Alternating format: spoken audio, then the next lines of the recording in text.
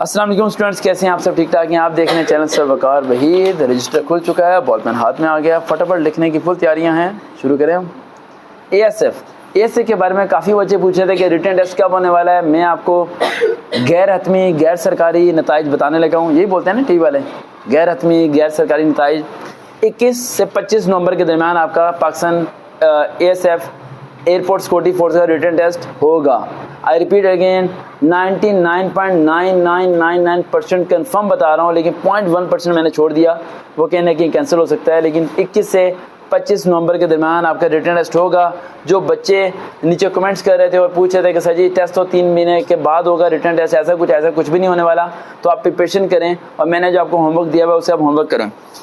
अब 2018 का पेपर आपने लिया था, कौन सा? 2018 का पेपर है हमारे पास, उसमें कुछ क्वेश्चन हैं, हम उन्हें रीड आउट करेंगे, आपको बताएंगे कैसे करना है। लेकिन मैं अभी आपको एक छोटा सा होमवर्क दे देता हूँ, उसके बाद हम इस पर वीडियो बनाएंगे।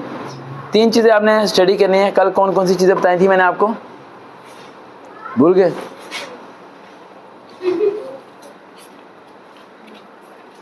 भूल जाते हैं बच्चे, है ना? क्या बताया था? इससे पहले कुछ बताया था। शॉर्टकट कीज़ कल याद करवाई तो हैं। अरे कंप्यूटर के शॉर्टकट कीज़ आपने याद करनी है। Ctrl+C कॉपी, Ctrl+V, उसका आंडू, रीडू, पेस्ट, बोल्ड, अंडरलाइन, इनके तमाम की शॉर्टकट कीज़ जो फेमस है वो आपने याद करनी है। उसके बाद मैंने आपको बताया था कि फुटबॉल मैच के बारे में, फीफा जो वर्ल्ड कप होता है उसके बारे में, लास्ट टाइम जो जीता था क्या हुआ था, कितने प्लेयर होते हैं, उसके बारे में थोड़ा स्टडी करना है। उसके बाद चारों खलीफा राशिदीन की हिस्ट्री पढ़नी है कि कितने कितने साल उन्होंने हुकूमत की और क्या क्या उन्होंने इक़दामात वहाँ पर किए। ये हो गया था ठीक। अब मैं नेक्स्ट होमवर्क आपको देने लगा हूँ, लिख लें। 2018 के पेपर हमारे पास हैं, हम उस पर वीडियो बना सकते हैं, लेकिन आगे बनाएंगे। और लेकिन वो आपको अगर डाउनलोड कर लेते हैं तो उसके क्वेश्चंस को रिमूव करके जो ऑप्शंस हैं उन्हें एक एक करके आप उनकी स्टडी कर सकते हैं। अब मैं आपको नेक्स्ट होमवर्क दे रहा हूँ क्योंकि टेस्ट करीब आ चुका है। अगर आप एएसएफ का टेस्ट पास करना चाहते हैं तो भाई साहब 30% पाकिस्तान की इंग्लिश आनी है, उस पर आपने फोकस करना है। 30% क्या आनी है? इंग्लिश में क्या क्या आना है मैं आपको बता देता हूँ। सबसे पहला पॉइंट, वर्ब और एडवर्ब, इन दो के बारे में फ़र्क पता होना चाहिए। सेंटेंस लिखा होगा और नीचे पूछा जाएगा कि इस सेंटेंस में से ये जो वर्ड है, जो जिस वर्ड के नीचे लाइन लगी होगी, पूछा जाएगा ये वर्ड वर्ब है या एडवर्ब है या एडजेक्टिव है या फिर कंजक्शन है, ये कुछ भी है। यानी कि पार्ट ऑफ स्पीच जो सी है उसे थोड़ा बहुत आप पढ़ लें, क्योंकि उनमें से एक सवाल आपका लाजमी आना है लिखने। उसके अलावा 5 क्वेश्चन आपके आने हैं प्रेपोजिशन में से। प्रेपोजिशन किसे कहते हैं? Is, are, am, on, with वगैरह, ये कहाँ कहाँ इस्तेमाल करते हैं ये आपको आना चाहिए। और प्रेपोजिशन सिंगल वर्ड नहीं, डबल वर्ड वाली ज़्यादा याद करें, जैसे कि विद, टू, फ्रॉम, इन, वसना, क्योंकि वो डबल वर्ड देंगे। डबल वर्ड्स किस तरह, मतलब ये बैग उठा लें, डबल वर्ड्स किस तरह, ये चेयर इधर कर लें। यानी कि वो एक सेंटेंस देंगे, उसमें 2 अंडरलाइंस होंगी और पहली अंडरलाइन में कौन सी प्रेपोजिशन यूज़ होगी और दूसरी में कौन सी यूज़ होगी। इस तरह डबल प्रेपोजिशन आपको यूज़ करनी पड़ेगी। समझ आ रहा है? Double preposition. Next point, English में direct, indirect, active, passive voice अब मैं आपको बता रहा हूँ नहीं आ रहे। पहले प्रैक्टिस कराई थी ना, नहीं आ रहे वो, ठीक है। आपके ईडियम्स आएंगे और पेयर ऑफ वर्ड्स आएंगे। ईडियम्स और पेयर ऑफ वर्ड्स में क्या फ़र्क होता है, कोई बताएगा? एनीवन, गर्ल्स, ईडियम्स और पेयर ऑफ वर्ड्स में क्या फ़र्क होता है?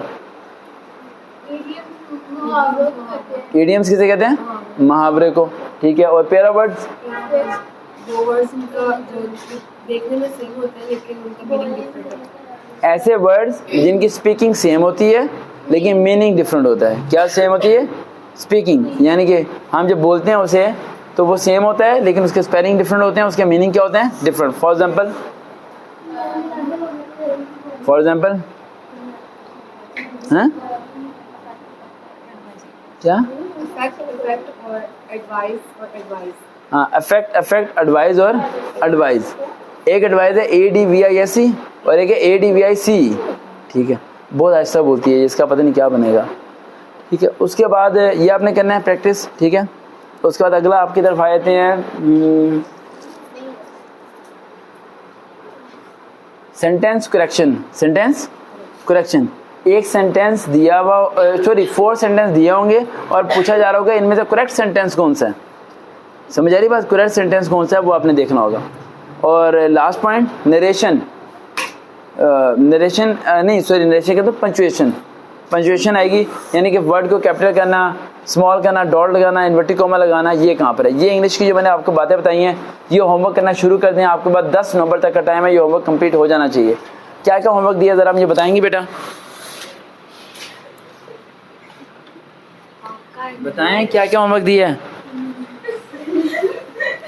बस वहाँ इंटर में क्या करोगे, इंटर में क्या करोगे गुड़िया, तुम बताओ, पकड़ो।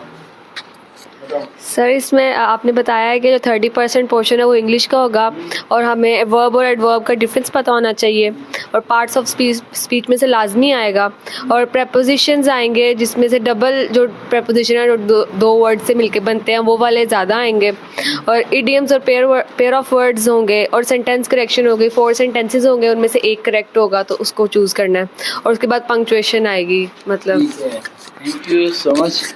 कॉन्फिडेंस हाई करें। इनिशियल टेस्ट आपका ये आपका पास हो गया, आपका रिटन टेस्ट पास हो जाएगा, लेकिन अगर इंटरव्यू में आपकी ज़ुबान ना हिली और आपसे कुछ बोला ना गया तो वो कहेंगे कि बेटा तुम घर जाओ और घर जाकर सो जाओ, यहाँ टेस्ट देने मत आओ। तो काइंडली इंटरव्यू के लिए प्रिपरेशन करें, फेसबुक पे जाकर सर्च करें वकार भाई। दोबारा मुलाकात होगी।